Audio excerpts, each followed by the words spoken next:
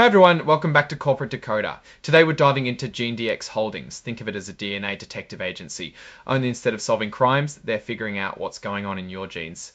We'll be looking at an official report they filed. It's about their annual meeting where shareholders voted on important business. Spoiler alert, it looks like everything went their way. Are things really going as well as they seem? We'll see as we decode this. Remember, if you like getting the inside scoop on company reports, hit subscribe. Also, our Discord channel is linked in the description below. Join our community and chat all things business. This report is about what happened at GeneDx Holdings' yearly meeting on June 18, 2025. Think of it like a school election, but instead of class president, people are voting on who gets to be on the company's board of directors and other important things. Before the meeting, GeneDx sent out a detailed explanation of what they would be voting on. It's like a cheat sheet so everyone knows what's going on.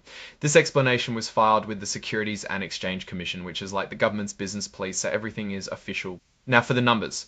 There were over 28 million shares of stock that could be voted at the meeting. This is important because it shows how many votes were possible. The first big vote was about electing members to the board of directors. These are the people who make the big decisions for the company. Two people, Eli D. Kasten and Joshua Roach, were up for election. Eli Kasten got over 16 million votes in favour and about 6.8 million votes that were withheld.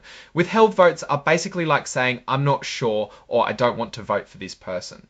More than 2.5 million shares didn't vote, which is called broker non-votes. This often happens when brokers are holding shares for clients but don't get instructions on how to vote. Joshua Roach got even more votes in favour, over 17.2 million, with about 5.6 million withheld. Again, there were over 2.5 million broker non-votes. So both Eli Kasten and Joshua Roach were elected to the board. Another important vote was about who should be the company's official accounting firm. They chose Ernst & Young LL for the year 2025. This is important because the accounting firm makes sure the company's financial numbers are correct. Almost everyone voted in favour of Ernst & Young with over 25.4 million votes. Only about 49,000 voted against it and around 10,000 abstained, which is like saying, I don't care on the vote ballot. Finally, the company also had to include some exhibits, which are just extra documents with more information. Now let's step back and look at the big picture. GeneDx seems to have had a smooth annual meeting. The board members they wanted were elected and their choice of accounting firm was approved without much opposition. However, it's important to remember that just because things went smoothly at the meeting doesn't mean everything is perfect. One potential weakness is the withheld votes in the director elections. While both candidates won, a significant number of votes were withheld, suggesting some shareholders might have concerns. We don't know why those votes were withheld. It could represent a desire of the shareholders for a different direction.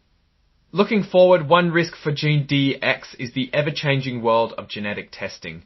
There are new technologies all the time and GeneDx needs to keep up. This means spending money on research and development, which can be risky. However, there are also opportunities. As people become more aware of genetic testing, more people might want to use GeneDx's services. Also, if GeneDx can develop newer and better tests, they could gain a bigger share of the market. In conclusion, GeneDx Holdings appears to be in a stable position, but they need to keep an eye on potential risks and opportunities. They also need to listen to any concerns from their shareholders. Alright, that's our breakdown of GeneDx's latest filing. What's your take on these numbers and what they signal for the company's future? Drop your thoughts in the comments. If this analysis was valuable, hitting that like button really helps, and subscribe for more deep dives. Don't forget to check out the Discord in the description. Thanks for watching. See you next time.